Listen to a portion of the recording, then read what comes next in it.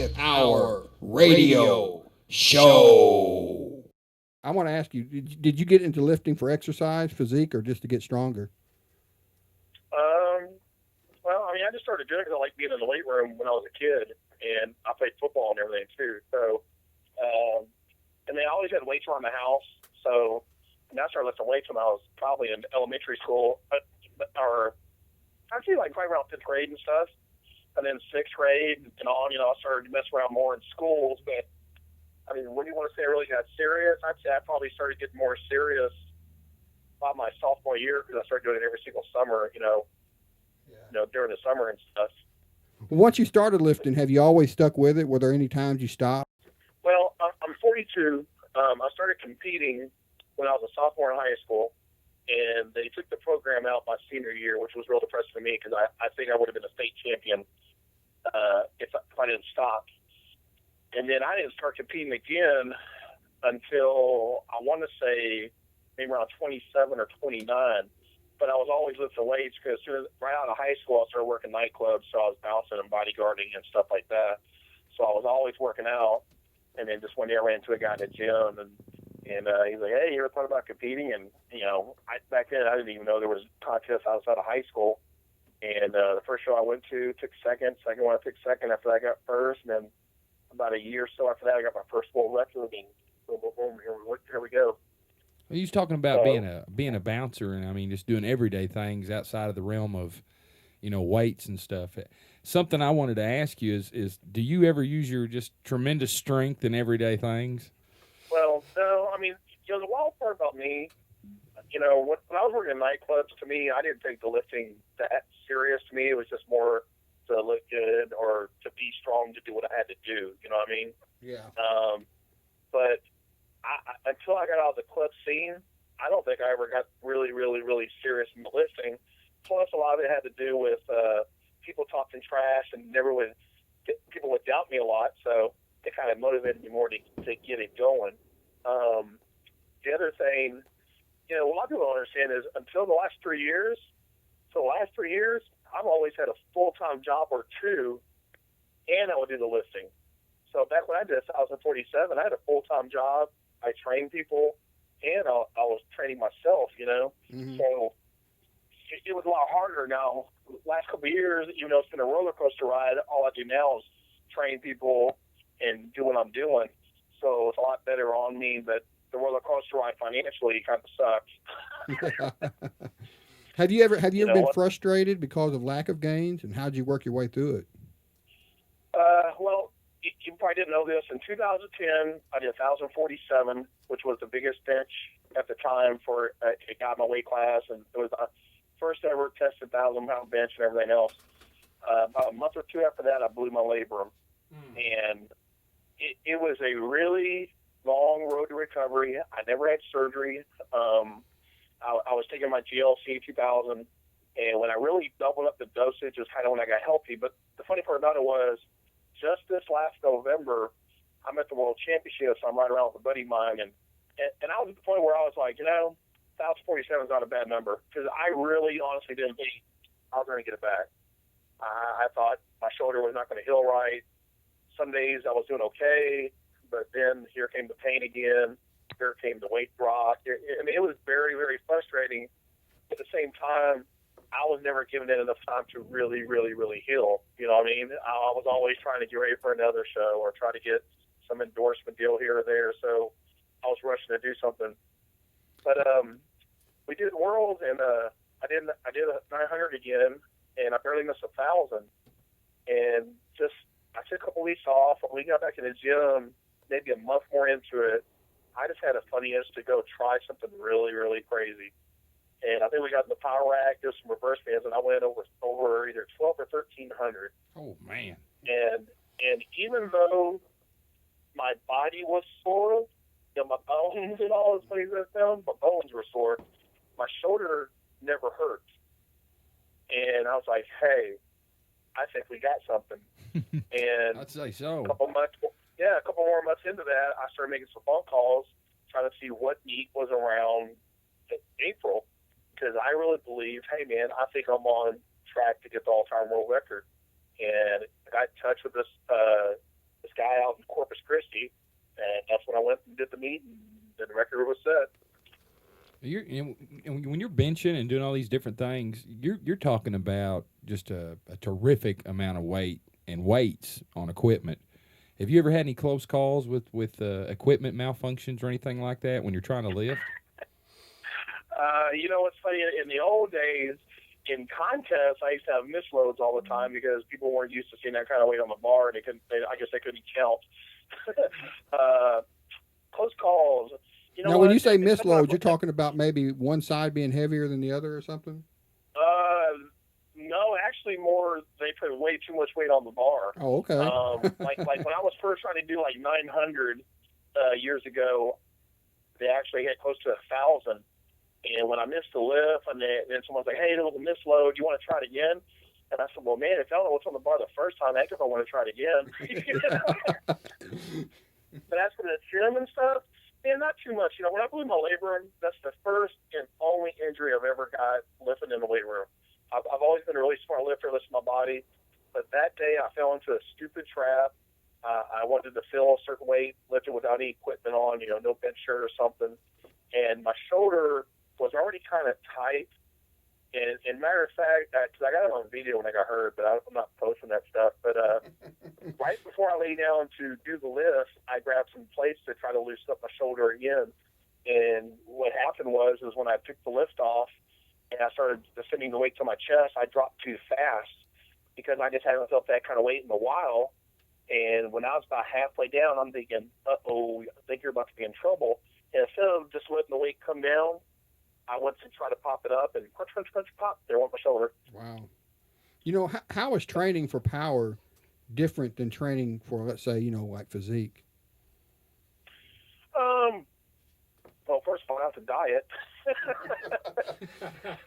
Yeah. You can pretty much eat what you want with what you're doing, right? You know what? I do a much better job these days eating than what I used to do back in the days. I got a good nutritionist from our gym, Nathan Payton, so he tries to do a pretty good job of making sure what I eat.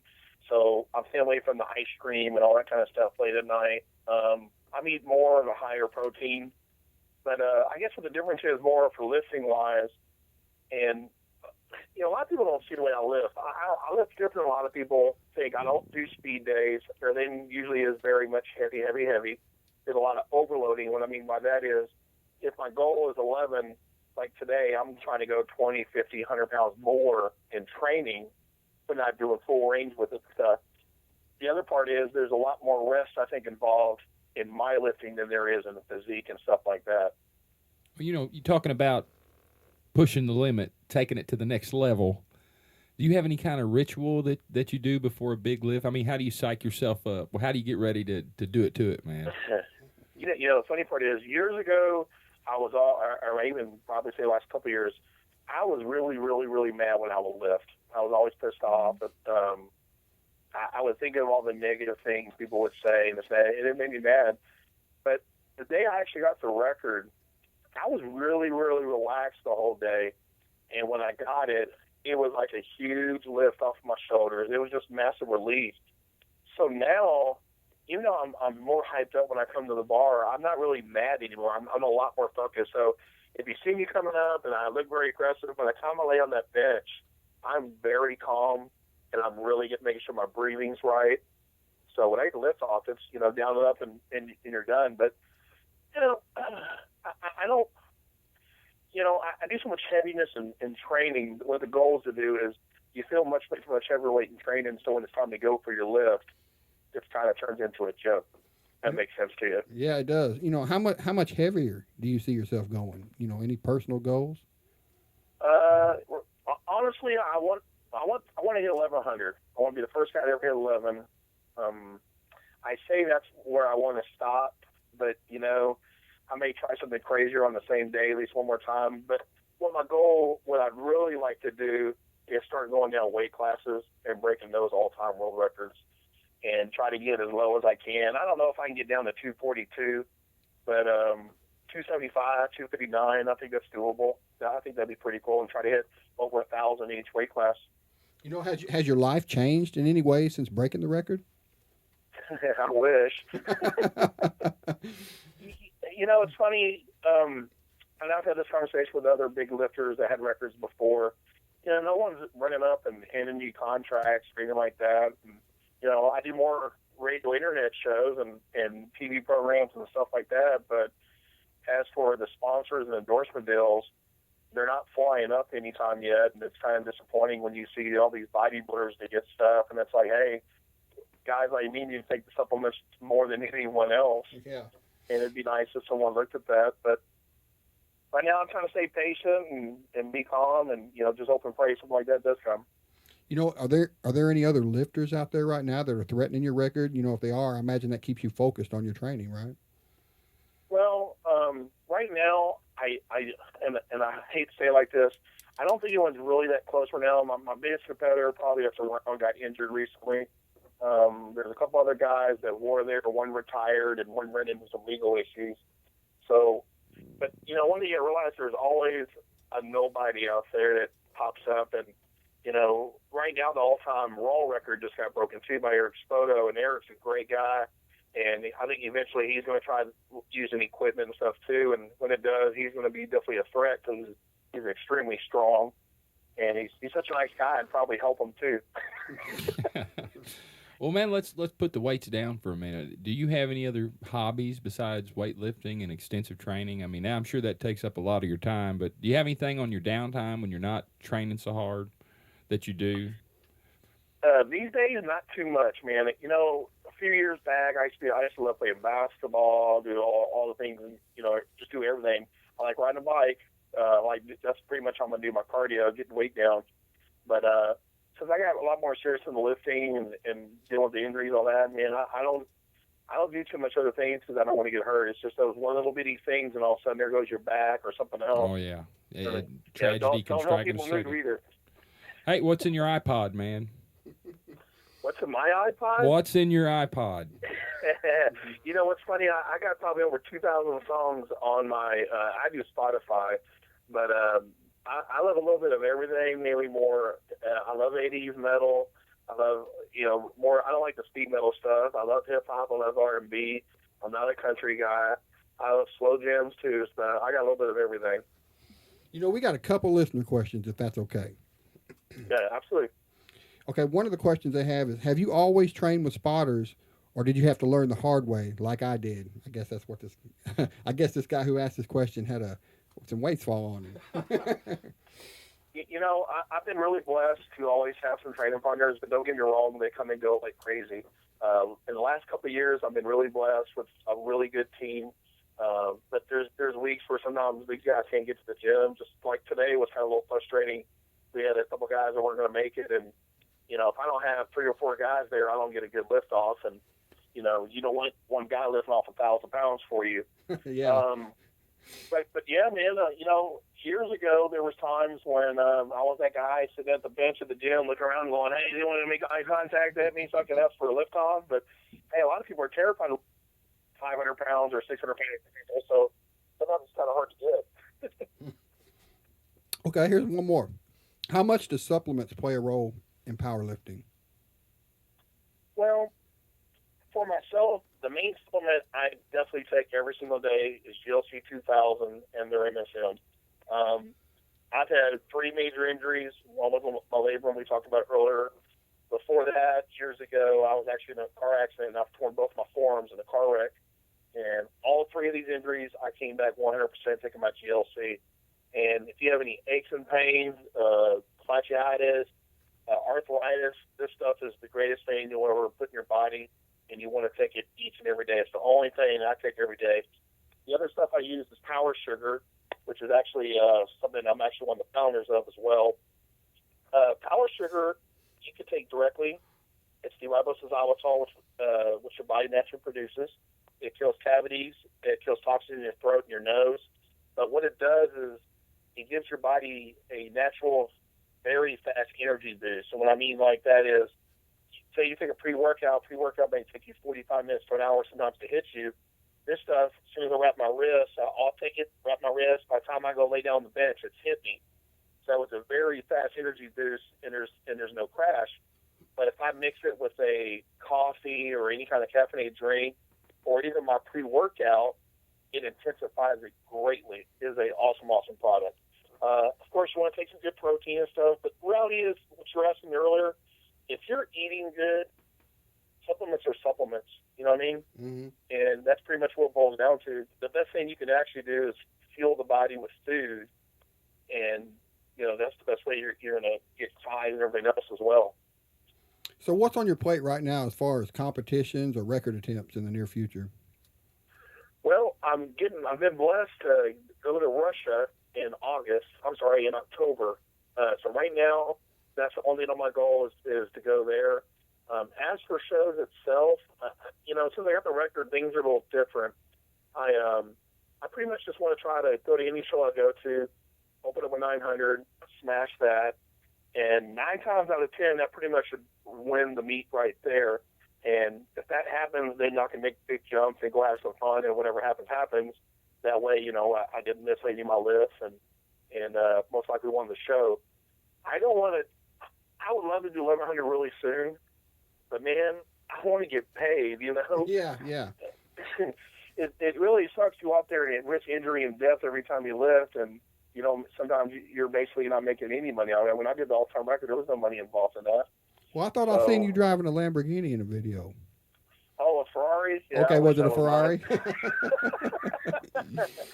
Yeah, that was a buddy of mine rented that one day, so that was a little fun.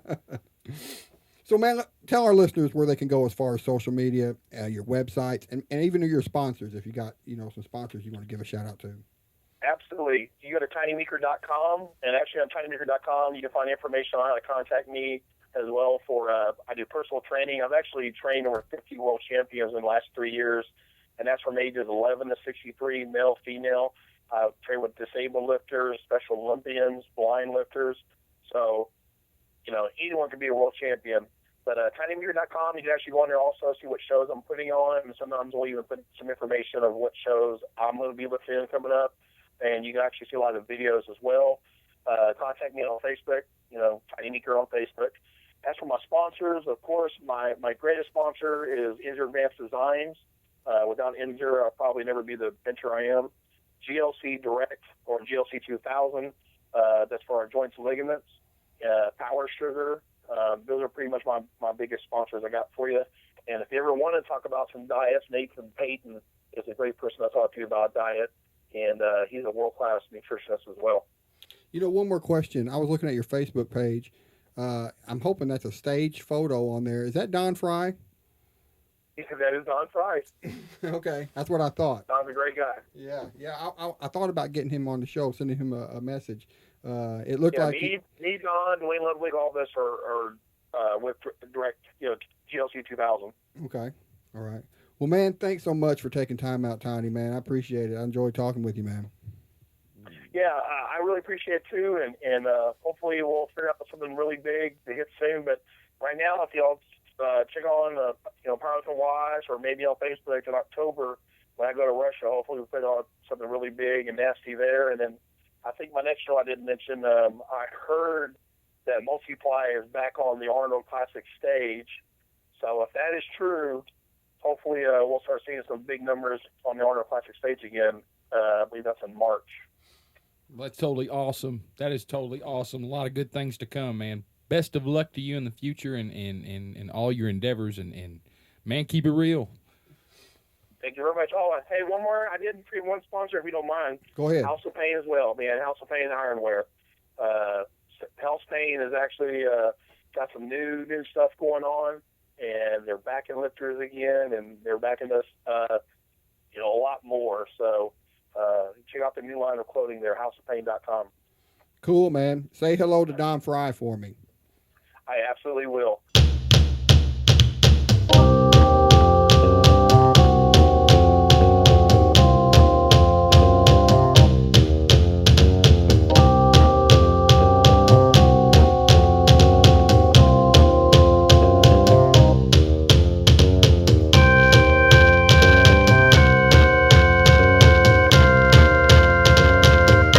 The 25th Hour Radio Show.